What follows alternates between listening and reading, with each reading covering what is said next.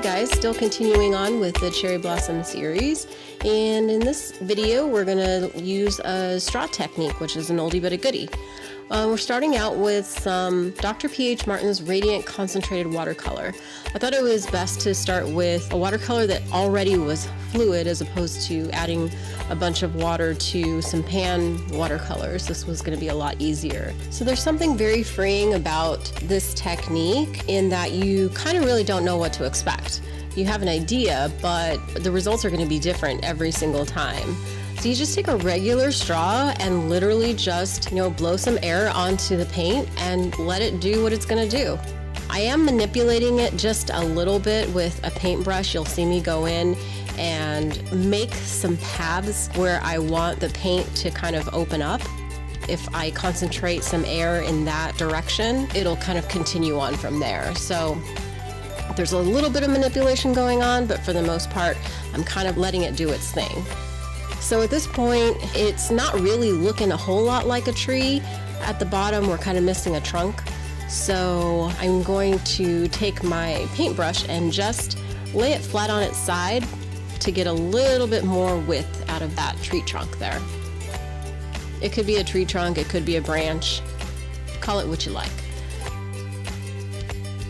Just adding a few more branches in there, kind of getting it to look more or less what I want, and taking into consideration that I'm going to be adding some flowers in there as well. So I don't want the whole thing to be branches, but at the same time I don't want it bare either. I'm just adding a little bit more paint to the bottom there to anchor the branch trunk. Just doing some minor touch-ups.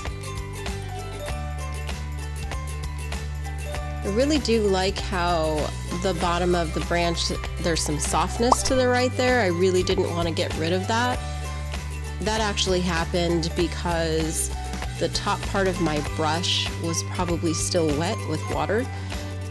So when I took my brush and wiped it down on the page, it took a little bit of that water and diluted the right side of that tree trunk slash branch and kind of softened up that edge right there.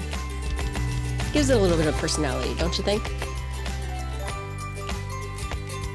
So now I'm going to be taking just a regular old sponge. I wet it with water first and then squeezed out the excess water and then started dipping it into my paint. And I believe I used like 2 or 3 different shades of a light pink and a dark pink.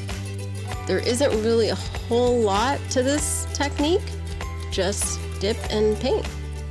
I will say that the sponge that I'm using is actually cut from a larger sponge, and I did that because I feel like I had better control of using the edge of a sponge as opposed to like a whole piece.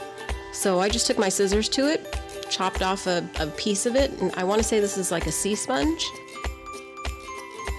So I'm just filling in some gaps here. This is around the part where less is more. And I probably should have stopped there, but if you notice at the bottom left and bottom right, there's some random marks there, and I was kind of trying to make a gesture of like blossoms blowing in the wind, and that just didn't really pan out. So I'm just gonna ignore that part for now. I was trying to get a little bit of a different texture in between the trees, so I'm actually using a deer foot brush here, which is a very, very coarse haired brush. So this particular one is from Jackson's Art Supplies, and I really like it a lot for doing foliage.